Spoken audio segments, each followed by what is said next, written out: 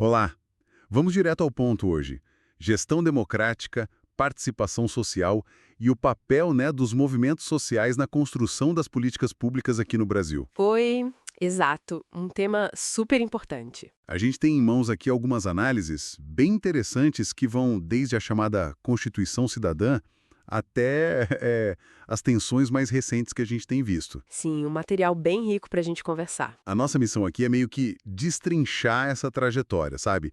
Entender como a sociedade civil se organiza, como ela pressiona o Estado. Mapear os avanços, né? E também os retrocessos, os desafios que estão aí. Exato. Uma exploração mais detalhada que eu acho que é bem relevante para quem vai atuar assim na linha de frente das políticas sociais. Vamos nessa. Bora lá. O ponto de partida, acho que não tem como fugir, é a Constituição de 88. Ela não só redemocratizou o país, né? Não mesmo. Ela foi muito inovadora. Popular no centro, prevendo o exercício do poder direto pelo povo, plebiscito, referendo, iniciativa popular. E, o que é crucial, criou espaços institucionais formais, né? Como os conselhos, as audiências públicas. Isso foi uma mudança em tanto. E essa abertura, pelo que a gente leu, já deu as caras na própria Constituinte, né? Entre 87 e 88. Precisamente. Mesmo não sendo uma assembleia exclusiva, né, eleita só para isso, a participação da sociedade civil foi, assim, muito intensa. Inédita para a época. Com pressão por direitos, imagino. Muita pressão. E um exemplo bem concreto disso, que está lá no material, é o benefício de prestação continuada, o BPC. Ah, o BPC. Fundamental. Pois é, uma assistência essencial garantida lá no artigo 203. E o interessante é que ele nasceu de uma emenda de iniciativa popular. Sério? Que legal. Sim, um testemunho claro da força que a mobilização social teve para conseguir inscrever direitos importantes na nossa Constituição. E depois da Constituição, a gente viu essa participação florescer em outros exemplos, certo?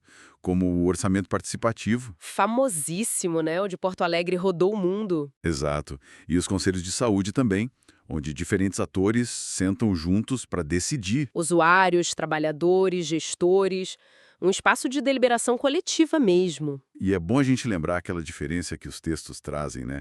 Entre participação social, que geralmente envolve grupos mais organizados, ONGs, sindicatos, movimentos, Uhum. e a participação popular, que pode ser a ação mais direta do cidadão comum, individualmente ou em grupos menos formais. Sim, as duas coisas existem e, de certa forma, se complementam, né? Não são excludentes. E como é que esses grupos agem na prática?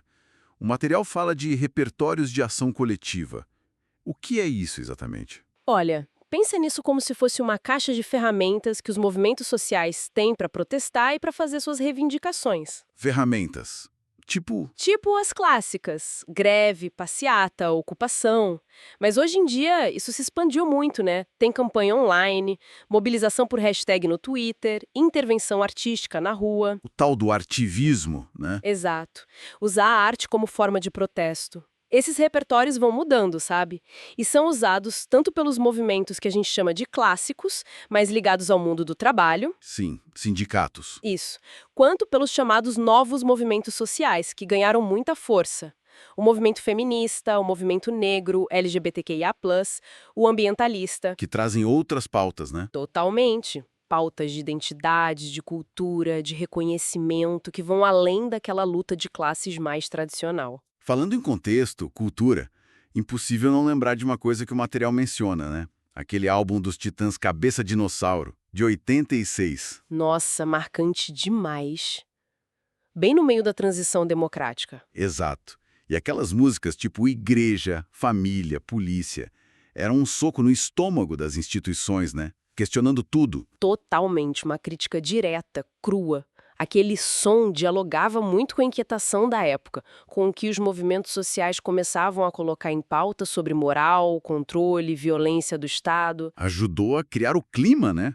Para a mudança que estava vindo com a Constituinte. Sem dúvida. E o que é fascinante e, ao mesmo tempo, um pouco preocupante é ver como essa onda participativa toda que marcou a redemocratização, Sofreu um baque recente, né? exatamente, sofreu reveses importantes a partir de 2016, mas principalmente de forma mais aguda desde 2019, a gente viu um processo bem claro de desmonte.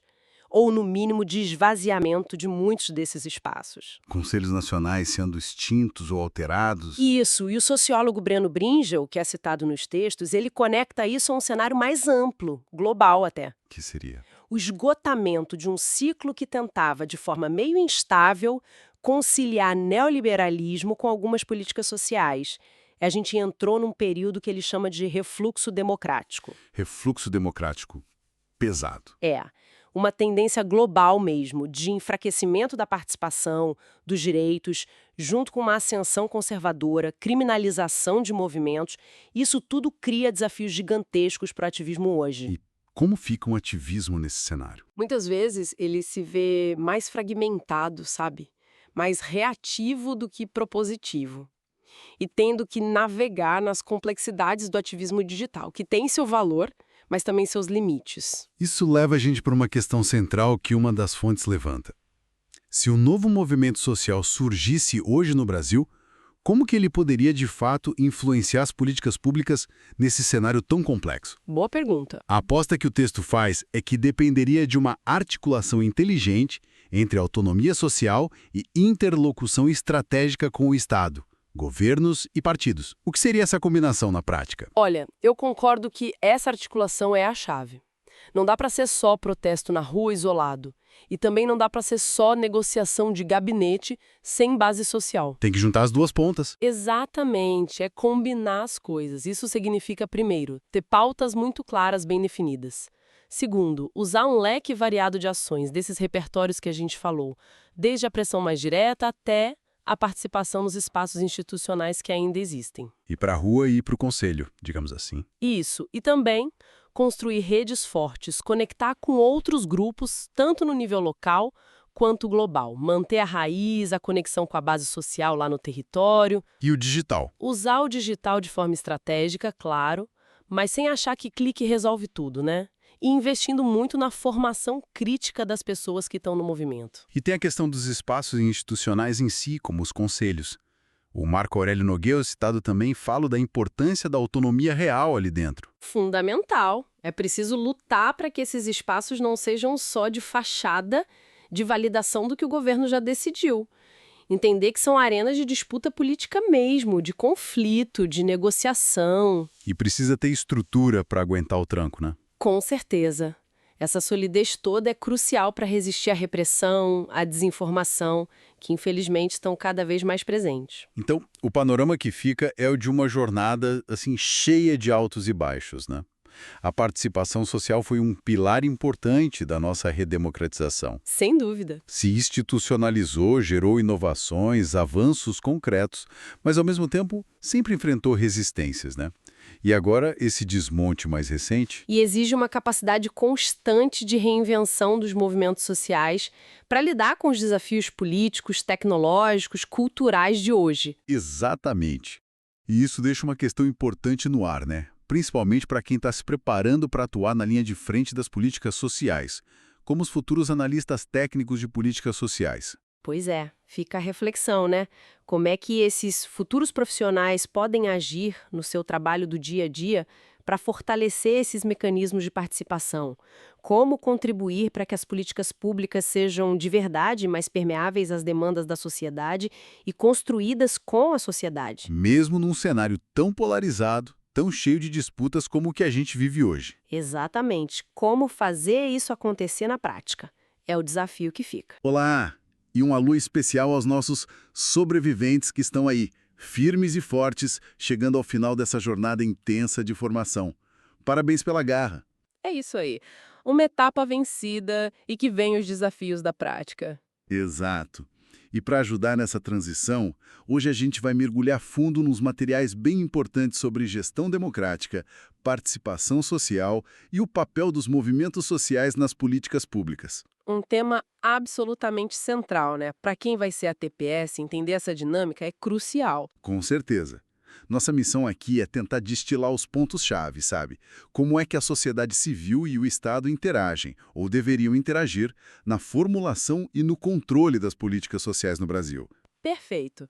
Vamos focar bastante nessa dinâmica pós-Constituição de 88, que abriu, pelo menos no papel, muitos caminhos para a participação cidadã, mas a gente sabe que a prática, bom, a prática é outra história, né? Pois é, então vamos começar pelo básico, talvez, para alinhar todo mundo. Qual é, assim, a diferença fundamental entre, sei lá, um movimento social, tipo na rua, protestando, e um conselho de política pública, que está lá numa sala discutindo? Ótima pergunta para começar. A distinção principal, eu diria, está na relação com a estrutura formal do Estado. Uhum. As instâncias que a gente chama de institucionalizadas, como os partidos políticos, os sindicatos mais tradicionais e principalmente os conselhos gestores de políticas, eles operam dentro de regras estabelecidas, sabe? Tem canais formais, seguem procedimentos legais, tem um lugar previsto na arquitetura estatal. Certo. Eles jogam dentro das quatro linhas, digamos assim. Exato. Já os movimentos sociais, bom, eles atuam mais fora dessas estruturas. A força deles vem da mobilização, do protesto na rua, da pressão pública. Eles costumam trazer demandas que são novas ou de grupos que se sentem excluídos, que não encontram eco nesses canais formais. Entendi. Quer dizer, um não anula o outro, então. Eles podem coexistir ou até Colaborar. não só podem, como idealmente deveriam se complementar. Pensa assim, os movimentos trazem a energia da rua, a urgência das pautas que estão borbulhando na sociedade. As instituições, por sua vez, oferecem os canais para tentar processar essas demandas para transformá-las em política pública.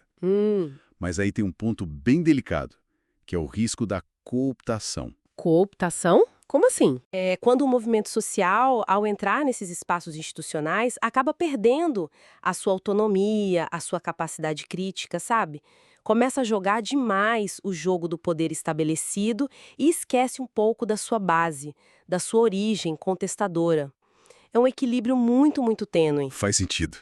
É uma tensão constante, imagino. Exatamente. E essa tensão nos leva direto para outra expressão-chave: controle social. Ah, sim.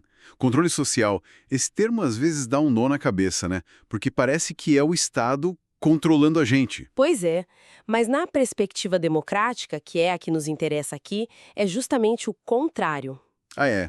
Como assim? Controle social, nesse sentido, é a capacidade que a sociedade civil organizada tem de, olha só, monitorar, avaliar, propor e influenciar as ações do governo.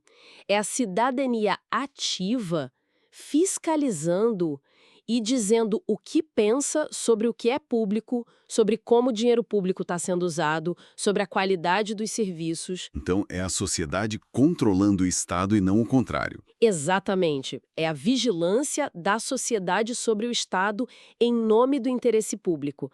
Essa é a grande virada de chave conceitual que a Constituição de 88 tentou trazer. Entendi. Isso é bem poderoso conceitualmente. Mas a gente volta para a realidade brasileira, né?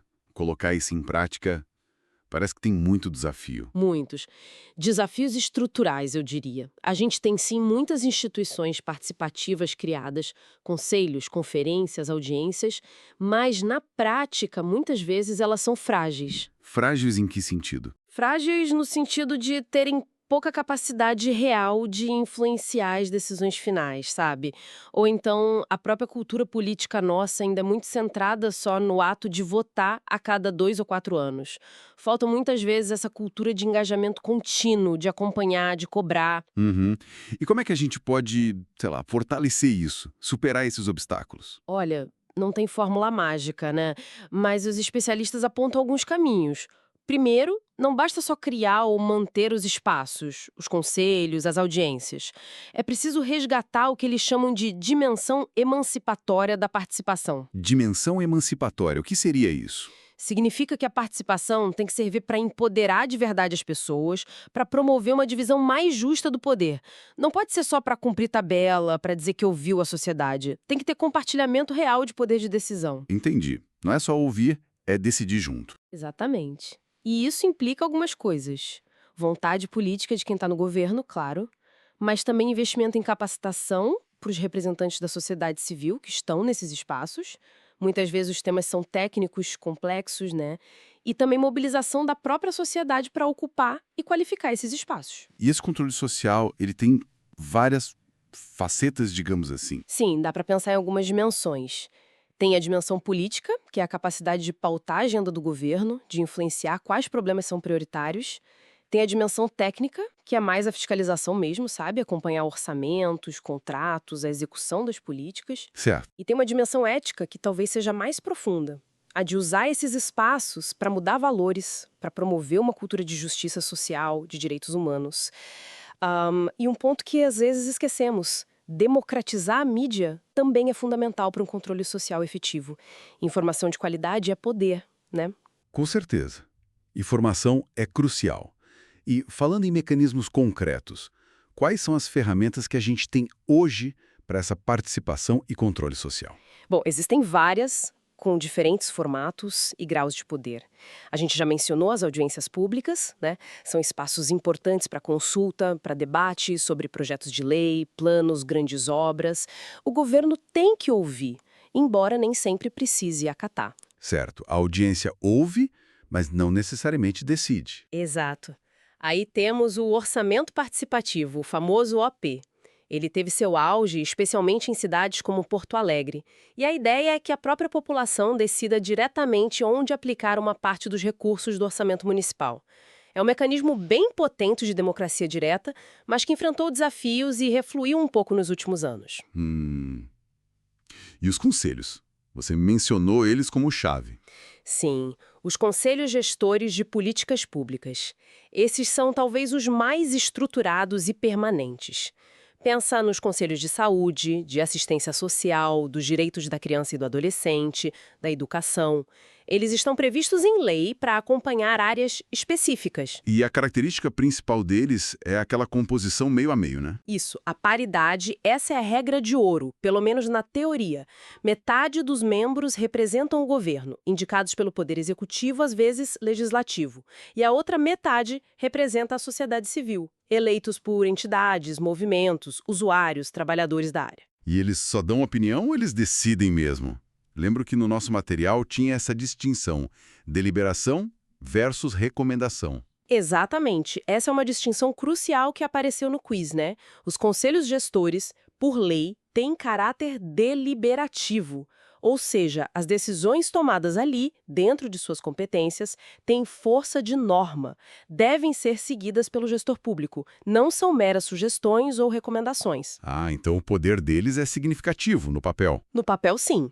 A paridade e a capacidade deliberativa são o que dão a esses conselhos um potencial enorme para serem espaços reais de cogestão entre Estado e sociedade. Mas aí a gente chega naquela crítica que sempre aparece, né? Será que eles funcionam mesmo na prática? Às vezes parece que é só burocracia, só para constar. Pois é, essa é a grande questão. E a resposta honesta é: depende. Tem conselhos que funcionam muito bem, que são atuantes, que realmente influenciam políticas, mas muitos outros enfrentam problemas sérios. Que tipo de problemas? Falta de autonomia real em relação ao governo, sabe? Interferência política, falta de capacitação para os conselheiros, como a gente já falou, e, crucialmente, falta de recursos mínimos para funcionar. Uma sala adequada, um computador, um apoio técnico, coisas básicas que muitas vezes não existem. Sem estrutura fica difícil, né? Fica quase impossível, e aí o risco é ele virar mesmo só uma instância formal, burocrática, ou pior, ser cooptado por interesses específicos, né? Sejam do próprio governo ou de grupos da sociedade civil que não representam o coletivo. Cortes de orçamento nas políticas, terceirização de serviços, tudo isso também acaba esvaziando o poder de fiscalização e deliberação dos conselhos. É nesse ponto que me vem à cabeça aquela música do Ultraje a Rigor, Inútil. Lembra? Lançada lá em 85, bem na redemocratização. Claro, clássico. O refrão é pisado, né? A gente não sabemos escolher presidente, a gente não sabemos tomar conta da gente. Inútil. A gente somos inútil. Parece que captura um pouco essa sensação de frustração, de impotência que às vezes bate quando a gente fala de participação popular. Totalmente. A ironia do Ultraje ali é genial, porque ela toca justamente nessa ferida, né? Nessa percepção de que, apesar de ter o direito de participar, parece que nada muda, que a gente somos inútil. O grande desafio da democracia participativa é justamente transformar essa percepção. É mostrar que a participação pode sim ser útil, ser efetiva, gerar resultados concretos. Mas para isso, os espaços têm que ser levados a sério, né? Por todos os lados. E falando em resultados concretos, tem algum exemplo histórico que mostre bem essa disputa, essa tensão entre a participação social e as resistências do Estado, mas que no fim a participação conseguiu avançar? Ah, com certeza. A história da Lei Orgânica da Assistência Social, a LOAS, é um caso muito emblemático disso. A LOAS, de 93, né? A lei é de 93, mas a briga começou antes. Em 1990, o Congresso aprovou um projeto que já criava a base da assistência como direito e instituiu o benefício de prestação continuada, o BPC, para idosos e pessoas com deficiência muito pobres. Mas aí o presidente Collor vetou o projeto inteiro. Vetou tudo. Por quê? A justificativa na época foi muito na linha de uma visão assistencialista, sabe? De que dar uma renda mínima para as pessoas poderia desestimular a busca por emprego, que o Estado não devia ter essa responsabilidade tão grande. Era uma visão bem diferente da assistência como direito de cidadania. Entendi. Uma visão mais liberal, talvez? Isso, bem focada no mercado. Mas a LOAS e o BPC existem hoje e são pilares da nossa proteção social. O que aconteceu entre o veto do Collor e a lei que temos? Aí que entra a força da sociedade civil, imagino. Entidades de defesa de direitos, usuários dos poucos serviços que existiam, todo mundo se articulou. Com o impeachment do Collor e a posse do Itamar Franco, essa pressão ganhou força. E o Itamar acabou sancionando. Sancionou em dezembro de 93. Foi uma vitória gigantesca da participação social. A LOAS não só criou o BPC, mas fundamentalmente reconheceu a assistência social como um direito do cidadão e dever do Estado, superando aquela visão antiga de favor, de caridade. E ela criou a base para a construção do SUAS, o Sistema Único de Assistência Social, que hoje organiza toda a política no país, com seus CRAS, CREAS e os próprios conselhos de assistência. Que história. Mostra que a disputa política é real, né? E que a mobilização pode sim fazer diferença na legislação e na política pública. Sem dúvida. A LOAS é um exemplo de como a garantia de direitos sociais no Brasil é fruto de muita luta, muita disputa, e a participação cidadã foi decisiva ali. E continua sendo, para defender o SUAS e a própria LOAS hoje em dia. Certo. Então, para a gente ir amarrando as pontas dessa nossa conversa, o que a gente pode tirar de principal dessa análise toda? Acho que a ideia central é que a gestão democrática e o controle social não são conceitos abstratos, nem são algo dado, garantido. São processos, sabe? Processos em constante construção, cheios de tensão, de disputa. E que dependem de dois pilares, então: instituições que funcionem e sociedade ativa. Exatamente. Dependem de arranjos institucionais fortes, sim, leis, conselhos com poder real, mecanismos transparentes, mas dependem crucialmente de uma sociedade civil que esteja atenta, organizada, mobilizada, disposta a ocupar esses espaços e a pressionar por fora também. Um não funciona sem o outro. Com certeza. E pensando nos nossos sobreviventes, que logo estarão na linha de frente como a TPS, talvez a gente possa deixar uma reflexão final, né? Ótima ideia. Qual seria? Considerando tudo isso que a gente conversou, essa tensão permanente entre, de um lado, a necessidade de uma participação cidadã que realmente seja emancipatória, que transforme a realidade, que promova a justiça social, e do outro lado, os riscos muito concretos de cooptação, de esvaziamento, de burocratização desses espaços de controle social que foram conquistados com tanta luta.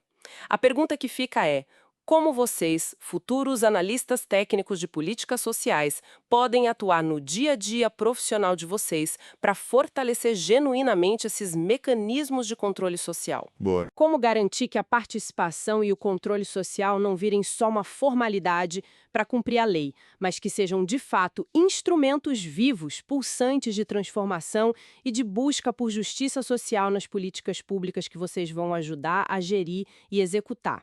Uma pergunta desafiadora, sem dúvida. para levar para casa, para o trabalho, para a vida. Fica aí a reflexão para os nossos futuros ATPS.